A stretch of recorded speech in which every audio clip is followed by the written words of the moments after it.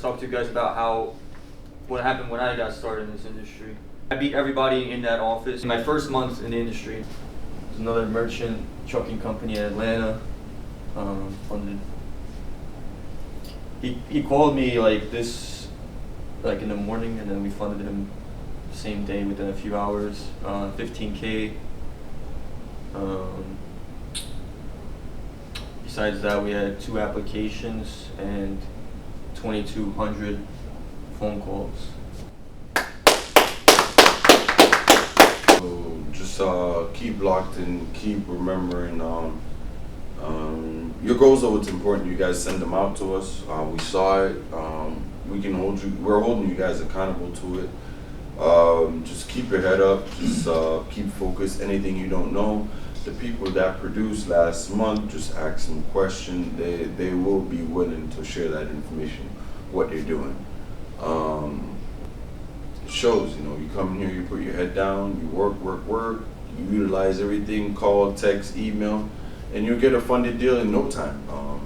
It's just how bad you want it. I forgot to mention $4,600 in PSFs just from yesterday. That's impressive.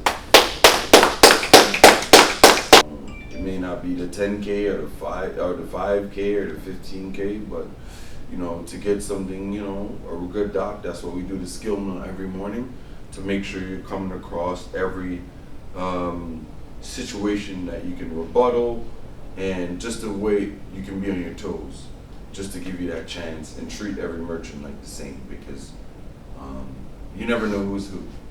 You never know. So you just treat everyone the same, and just get the docs all the way through.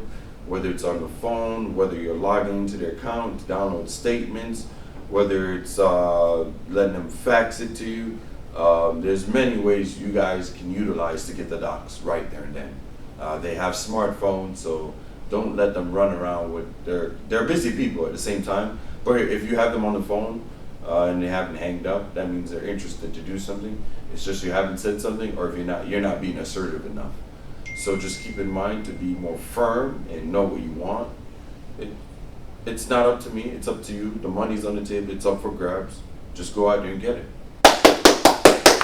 Let's go! I'm going to talk to you guys about what happened when I got started in this industry. Like many of you guys, you guys are new to the industry. When I got started in the industry, I was just coming out of school, and I had bills to pay. I had like tuition, college tuition. I made a couple mistakes, which put me in a position where I had to come up with 10 grand within like 2 months, or else I was just facing, I was gonna go bankrupt. So I had no choice but to come up with 10 grand in 2 months. That doesn't seem like a lot of money. That's not a lot of, that's like 5K a month. So, but. I had a deadline. I was like, okay, August 13th, everything comes due, or else I'm gonna go bankrupt. So I did not have a choice. So I kept this thing, a little post-it note. It was like, I make 10 grand by August 13th, or whatever the date was. So and then I was always looking around, because I knew people were making six figures a year all around me. So I was constantly asking, what can I do better? Is it possible? That was my whole thing. Is it possible to come up with that? And everybody was, basically told me just keep doing what you're doing, because I really did not have a choice. It was my only option, and I didn't care if I was gonna piss off a merchant. I didn't care about any of that. I just knew, okay, I need to get these applications. I gotta do whatever it takes to get these applications.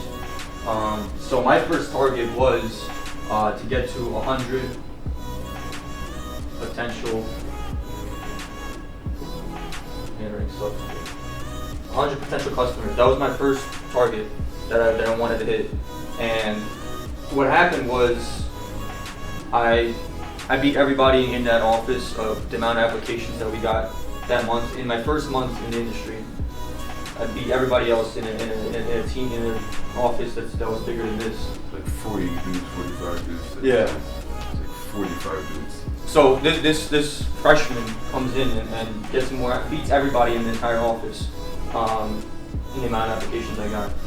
The leads suck. Yeah. Okay. So everybody that you're talking to, somebody else has gotten their application and bank statements.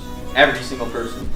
And I'm pretty sure Alex complains about it more than anybody else, but he was the one that got to, he's already at, he's over 10 deals, I think, so. 13, 14. Yeah, so he was able to graduate really quick. Less than a month. So he got there very fast. And that should be all of you guys. I think all of you guys can make fucking 6 figures in this office, without a doubt. All I need from you is an application, 3 months bank statements. That's all I need. From there, my underwriter will reach out to you in 2 to 3 hours. And if the numbers make sense, we could fund you same day. That's all you have to do. Just application, 3 months bank statements. Same day funding. We asked you guys to send out your goals earlier this week, so just own up to your goals. That's all we ask you guys to do. And if you believe it, it will definitely happen. Definitely. That's basically the example you told you. You had a deadline to be made, and he made it happen. Just like how everybody in that whole situation, he explained, everybody had something going on, but every day everyone showed up and made something happen. And that was really inspiring to me about this industry.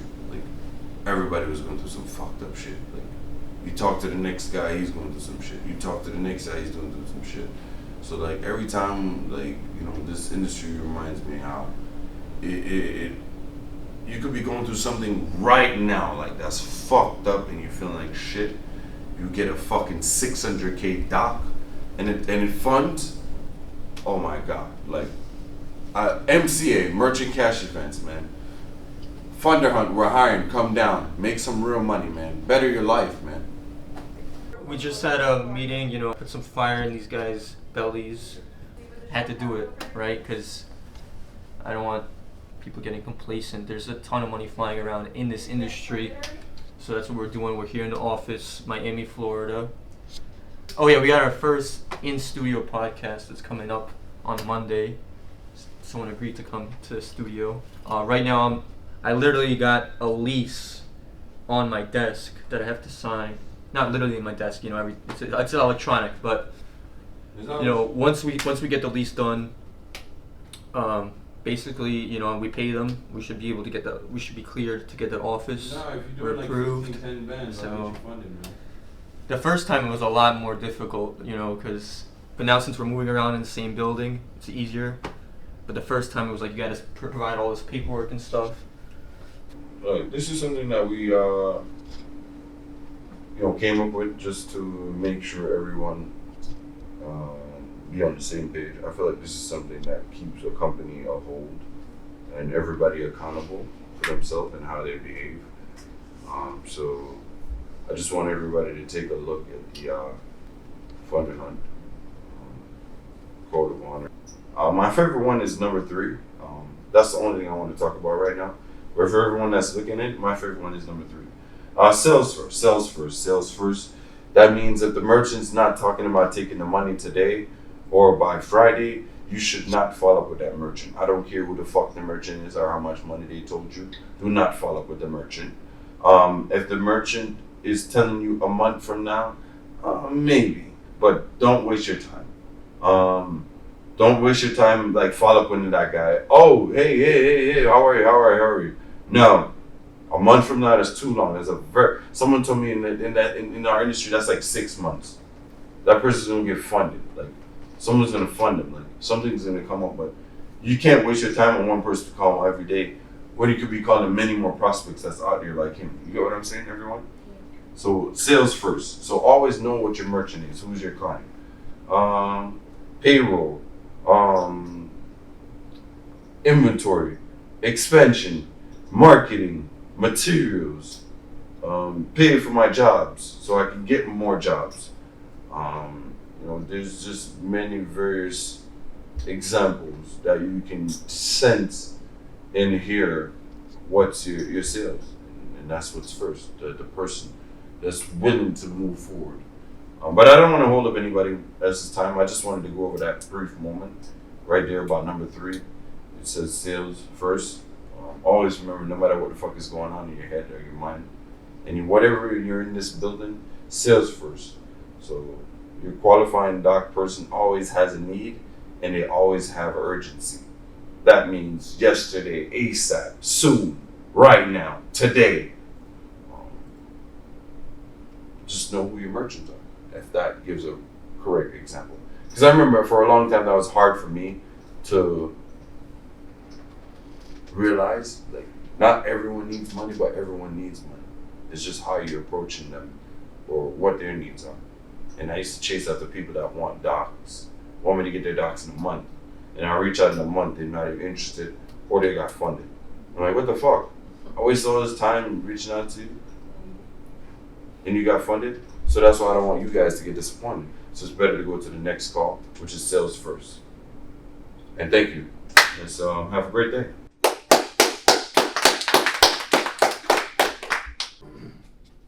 I'm your client too, though.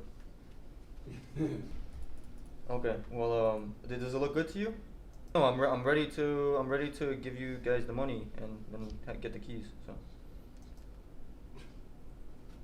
All right. Bye. I'm with a client. That's fucking always the response that I get. This is how real estate works. I bring you a lease.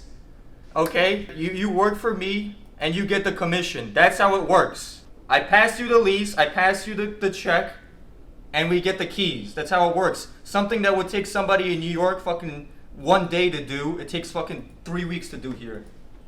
It's a fucking joke. But I love Miami though.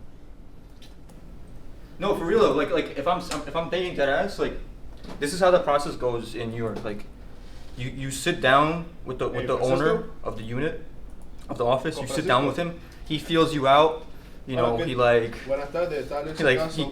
interviews you, he feels you out, and then if he likes you, then you're invited and you can apply and then you can get the whole thing started.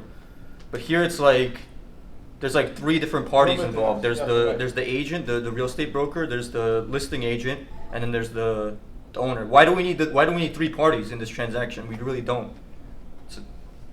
Really don't. But look, I'm ready to go to the bank, get the funds and pass it on. So, because like you saw how many people walked through the door today. Like, how many interviews did we have today? Like, this is fucking ridiculous. So we definitely need to move soon, like this week. Hey everybody, if you like that video, make sure you hit the like button and subscribe and hit that little bell. That way you make sure you don't miss out on any of my future videos. We got a lot of content coming your way. Until next time, peace.